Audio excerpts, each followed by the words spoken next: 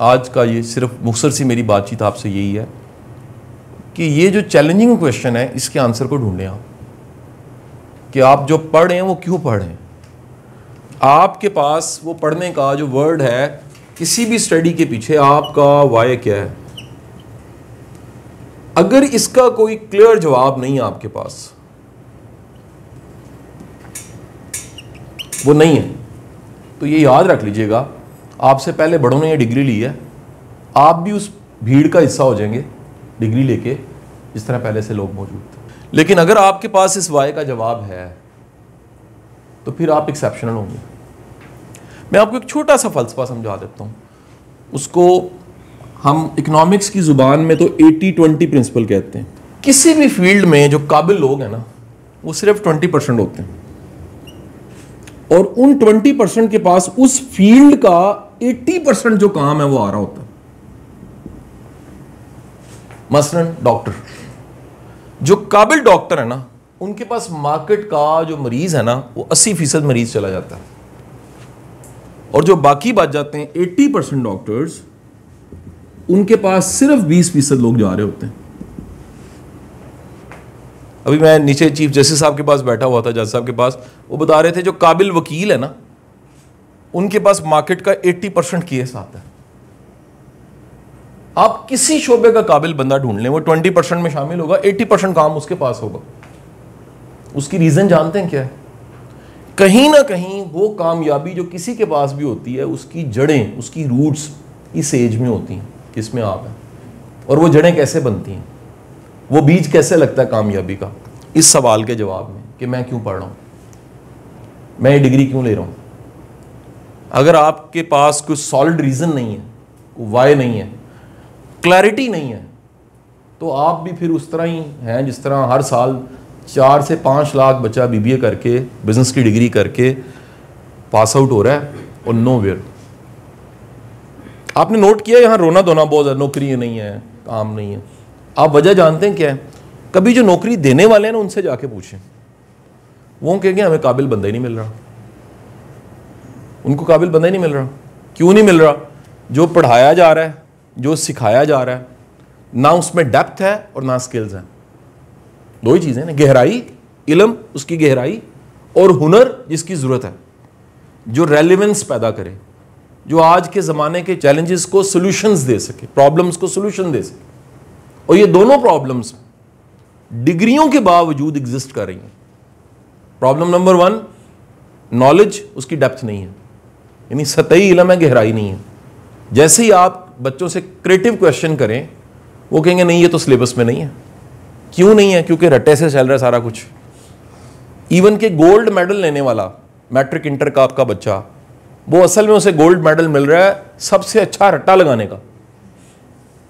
जो सबसे अच्छा रट्टा लगा लेता है, जिसकी हैंड राइटिंग ठीक है, यानी जिसने पूरा च्यू किया उसके बाद वॉमिट की एज इट इज, वो मेडल ले रहा है। कोई क्रिएटिविटी नहीं है, सिर्फ फुट्टे से लाइनें लगाना, हेडिंग्स ठीक देना, रट्टा लगा के जवाब देना, ये सिर्फ एक स्किल है, एक स्किल है। लेकिन क्या सिर्फ इस एक स्किल से इंसान के पोटेंशियल को जाना जा सकता है? नहीं। इसमें कोई क्रिएटिविटी नहीं है, इसमें कोई इंटेलेक्चुअल मसल इस्तेमाल नहीं हो रहे, इसमें कोई लेटरल थिंकिंग इस्तेमाल नहीं हो रही, इसमें कोई प्रॉब्लम सॉल्विंग की स्किल इस्तेमाल नहीं हो रही, इसमें कोई कॉन्फ्लिक्ट मैनेज नहीं हो रहा। तो जब नहीं हो रहा तो क्या होगा? आपके पास एक पूरी की पूरी फौज तैयार हो गई ऐसे लोगों की, बच्चों की, यंगस्टर्स की, जो पढ़े लिखे हैं लेकिन उनके पास कोई विजन नहीं है, कोई ट्रैक नहीं है, कोई गोल नहीं है। उन्हें बताया गया था कि तुम पढ़ लिख जाओगे तो आगे बड़ा कुछ है, आगे कुछ भी नहीं है। क्यों नहीं है? क्योंकि इस सिस्टम में जो भी पढ़ के आगे पहुंचता है वो कहीं नहीं पहुंचता।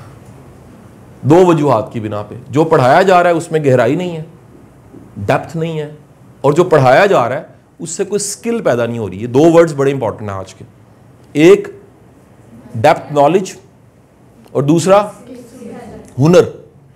हुनर। मैं आपको एक छोटी सी मिसाल दे देता हूं। नफ्सियात, साइकोलॉजी एक इल्म है। किसी का सब्जेक्ट है जी? कोई साइकोलॉजी का स्टूडेंट बैठा हुआ है यहां पर? नहीं। मैं सिर्फ समझाने के लिए थोड़ा सा बता देता हूं कि साइकोलॉजी में हम सेगमेंट फ्राइड को भी पढ़ा देते हैं, कार्ल जंग को भी पढ़ा देते हैं, थ्योरीज को भी पढ़ा देते हैं। एक उसका डेप्थ नॉलेज है कि इंसान की असल में नफ्सियात क्या होती है। जो किताब से तो रहनुमाई मिलेगी, लेकिन अमली ज़िंदगी में भी आपको पता होगा कि जो इंसानी नफ्सियात है वो क्या होती है, इंसान सोचता कैसे है, इंसान के रवैये कैसे होते हैं। आप बात समझ रहे हैं?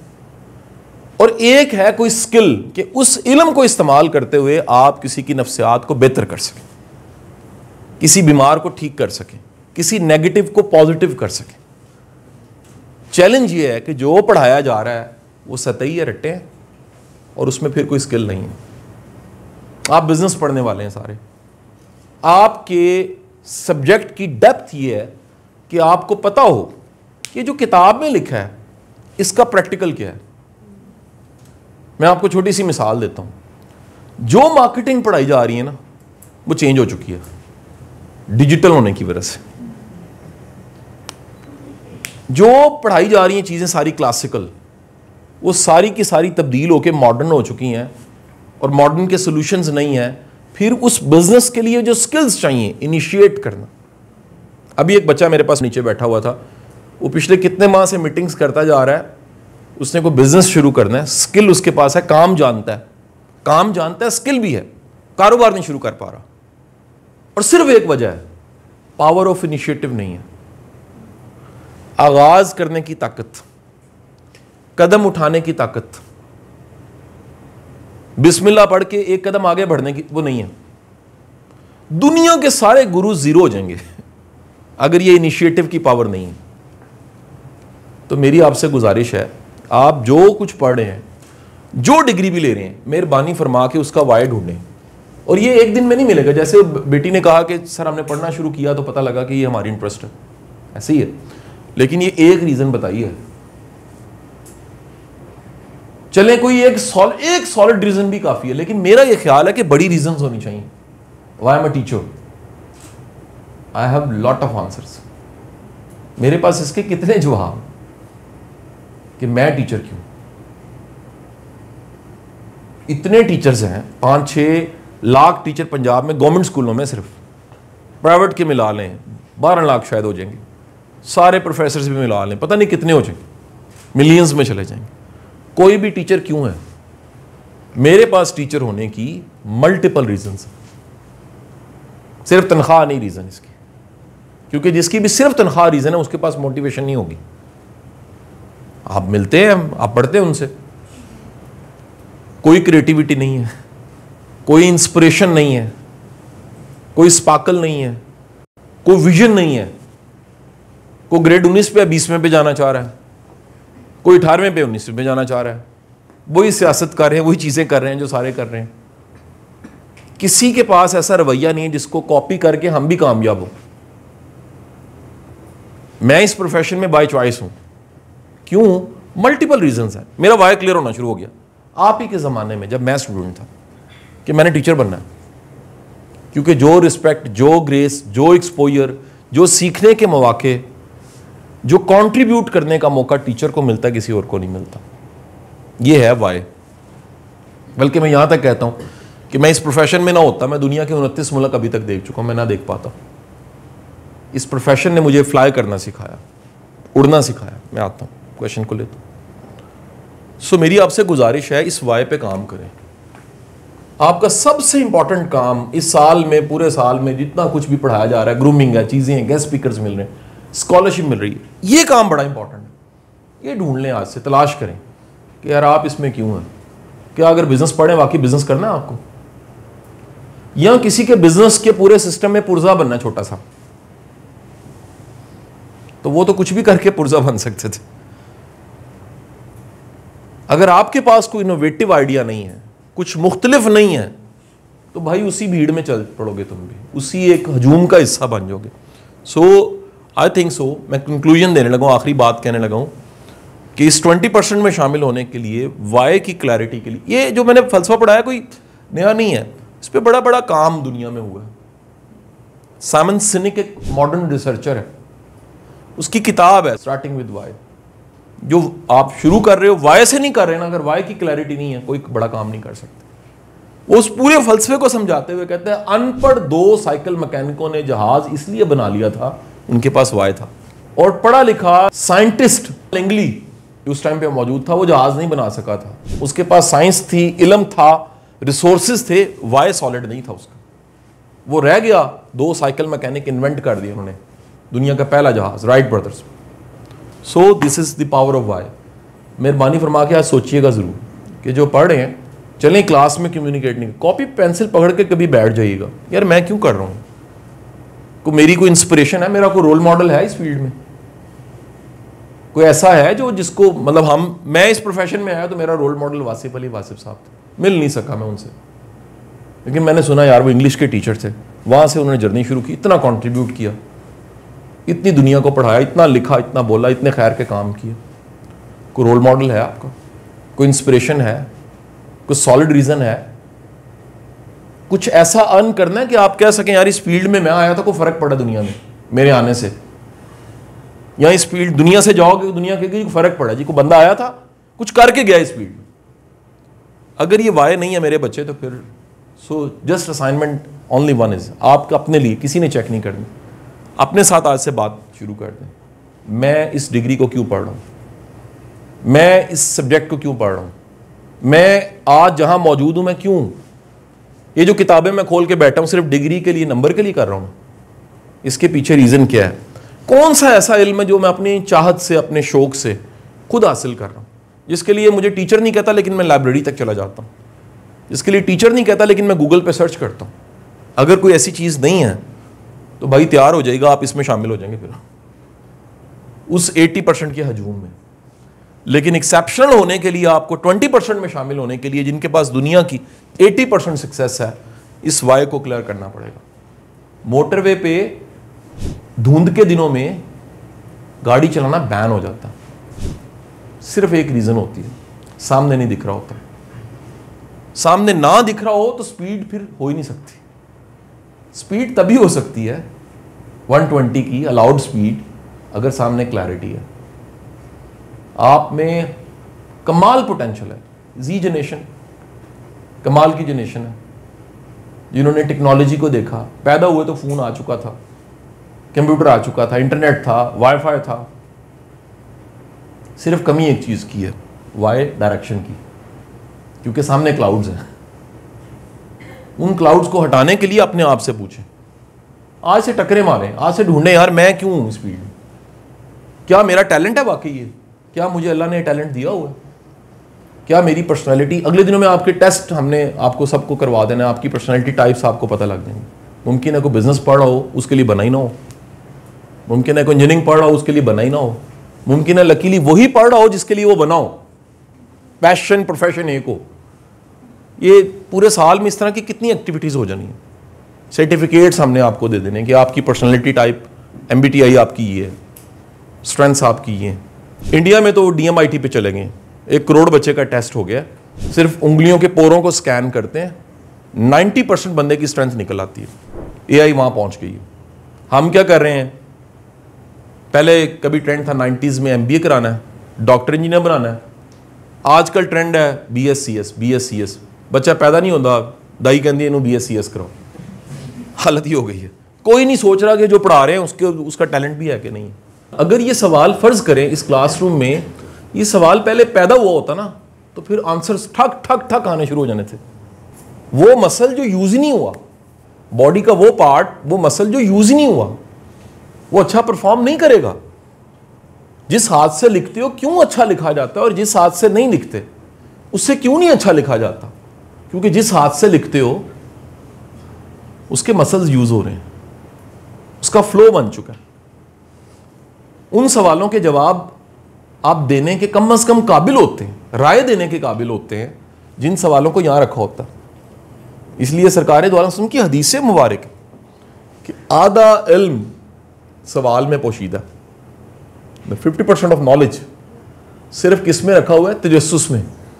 मैंने अगर आपको मैं कहूँ ये 15 मिनट में मैंने क्या किया है, मैंने कुछ नहीं किया, एक काम किया, ये तजस्सुस पैदा किया कि भाई ये भी कोई सब्जेक्ट है, खुद को जानना भी एक मजमून है, अपनी तलाश भी एक सब्जेक्ट है, अपने आप को डिस्कवर करना भी, सेल्फ एक्चुअलाइजेशन, सेल्फ रियलाइजेशन, अपना टैलेंट, अपनी पोटेंशियल, अपनी स्ट्रेंथ, ये कोई सब्जेक्ट है भाई दुनिया में? ये कोई नहीं है। सारी दुनिया जो कर रही है आप भी वही कर रहे हैं, बगैर जाने वो भी कर रहे हैं, आप भी कर रहे हैं। तो सबसे पहला काम तो वो कैरी करना है, कम से कम तो ये हो ना। देखो अगर आज ये सवाल पैदा होगा, आइंदा दिनों में फ़र्ज़ करें मैं एक्सपर्ट्स बुलाता हूँ, हमारा बड़ा काम है माशाल्लाह से MBTI पे, फाउंडेशन का काम जो है वो शायद पाकिस्तान में शायद ही किसी इदारे ने MBTI पे इतना काम किया हो। 7 किताबें हमने कोलैबोरेटिव कंबाइन एक लिखी, मैंने, अब्दुल सलाम साहब ने और हमारे मोहतरम उस्ताद कमरुल हसन साहब ने, डॉक्टर साहब ने। किताबें पहले इंडिया से प्रिंट हुई, फिर यहाँ से प्रिंट हुई। तो आप सबको जब टाइप पता लगेगी वो तो सेकंड पार्ट है। पहले फ़र्ज़ करें मैं कहूँ जी 1 महीने बाद आप सबको टाइप पता लगे, नहीं यार 1 महीना सवाल तो कैरी करें, ज़रा सोचना तो शुरू करें कि यार मैं पढ़ रहा हूँ, मैं क्यों पढ़ रहा हूँ। मैं 3rd ईयर में UET मैंने छोड़ दी थी, इस सवाल का जवाब मुझे मिल गया था। जिस दिन जवाब मिला था मैंने ये रखी थी डिग्री, मैंने नहीं लेनी डिग्री। सारी दुनिया चीखती रह गई, सारा ख़ानदान एक तरफ हो गया यार मेरिट पे बड़ी पैर। नया एंटी टेस्ट स्टार्ट हुआ था 99-2000 की बात, मुझे जवाब मिल गया। 3rd ईयर के स्टार्ट पे जवाब मिल चुका था। 2 साल ये सवाल के साथ मैं लड़ता रहा। रियली केमिकल इंजीनियरिंग मेरे लिए है क्या? मैं केमिकल इंजीनियर हूँगा तो फ़र्क पड़ेगा इस फील्ड में? क्या ये जो फील्ड है इसमें मेरी रियली इंटरेस्ट है? क्या सिर्फ मैंने रट्टे मार के साइंस में नंबर लेके मेरिट पे नहीं आया मैं? क्या एक्चुअली में केमिस्ट्री, केमिकल इंजीनियरिंग और प्रोडक्शन मेरा उसमें क्या ये वक्ती इंस्पिरेशन थी जिसकी बेस पे मैंने किया? क्या रियली मैं देखता हूँ कि मैं 20-30 साल बाद भी सेटिस्फाई हूँगा इस फील्ड में? मुझे जवाब मिला नो। तो बिल्कुल उस तरह मैंने पूरी कहानी सुनाई हुई है एक पूरी, कि बस में बैठे एक बंदा हाथ खड़ा करके नहीं कह रहा रोको रोको रोको कि गलत बस में बैठा हूं, कहना लोकी की कहन दे। तो भाई मेरे साथ नहीं ऐसे हुआ, मैंने उसी वक्त हाथ खड़ा कर दिया, रोको मुझे उतार दो, मेरी फील्ड नहीं है। सो ये पहला तो काम कर लें, सवाल कैरी करें। इस सवाल को आप ज़रा एक दिन होल्ड कर लें, इस सवाल को कभी तहज्जुद में लेकर जाएं, या बारी ताला मैं इस फील्ड में क्यों। इस सवाल को कभी अपने सीनियर से पूछें, यार आपको क्या लगता है, अपने वालिद साहब से, बहन भाइयों से, दोस्तों से, टीचर से, कि आप मेरी ये वाकई इंटरेस्ट है जो मैं पढ़ रहा हूँ, आपको लगता है कि मैं इसमें अच्छा हूँ? क्योंकि जिसमें आप अच्छे होते हैं ना उसकी फीडबैक आने लग पड़ता है। मैं यूनिवर्सिटी विजिटिंग कभी पढ़ाता रहा, तो पहले दिन में जाकर था यार वो मुझे पता लगा आपकी क्लास में सिंगर है एक, सारे देखते थे सर ये है, हर क्लास में एक सिंगर होता है यार, वो एक नात भी पढ़ता है बड़ी अच्छी, हर क्लास में एक नात पढ़ने वाला अच्छा मिल जाता है। तो भाई वो जो आप में टैलेंट होती है ना, कमाल की चीज़, वो सबको इर्द गिर्द पता लगने लग पड़ती है। बात ही समझ आई। सो मैं यूनिवर्सिटी में भी जब पढ़ रहा था ना, तो मेरे फेलोज को यार तू समझाना बड़ा सही है, हालांकि मैं तो फेलो था उनका। तो जो समझाने की स्किल है, ये है स्ट्रेंथ टीचिंग की, ये स्पिरिट है उसकी। और आज यकीन करें मैं यूनिवर्सिटियों में जाता हूँ, मुझे हैरत होती है यार, ना उनकी पर्सनालिटी में टीचर नज़र आता है, ना उनकी कम्युनिकेशन में, ना उनके अंदाज में, ना उनके अतवार में, ना उनकी, मैं ये कहता हूँ teaching is a lifestyle. क्या बोला? And lifestyle is for a 24 hour, 24 घंटों में टीचर होता है। ये 9 to 5 में टीचर नहीं होता। ये अपने ओढ़ने बिछोने, उठने बैठने, पढ़ने, हर चीज़ में उसका ज़र्फ उस्ताद वाला होना चाहिए। अगर वो नहीं है, उसकी ये फील्ड नहीं है, उसका वाई क्लियर नहीं है। सो बेटे आपने जो भी है उसको ज़रा आप कैरी करें, इस वाई के क्वेश्चन को, कि वाई में हो, फिर जवाब अल्लाह ताला खुद ही मेहरबानी कर देगा। क्या पता कोई ऐसा वाक़या हो, कोई गाइड कर दे, कोई किताब ऐसी मिल जाए, कोई ऐसा सिलसिला बन जाए, कोई इवेंट, कोई ऐसी वर्कशॉप, कोई ऐसा गुरु मिल जाए जो आपको आईना दिखाए कि यार आपकी स्ट्रेंथ ये है। रूमी कहते हैं कि वो शेर का बच्चा भेड़ों में रहा, भेड़ बन गया। एक दिन उसने शेर देखा, देखने की देर थी उसका शेर जाग गया। क्या पता आपके अंदर का लाइन, कोई एक ऐसा मोमेंट हो, वो एकदम से उसकी अवेकनिंग आ जाए, awaken the giant with in, आपका जिन जाग जाए, सुता पट्टी जाग जाए ठीक है ना। बेस्ट ऑफ लक जी, होती है इंशाल्लाह।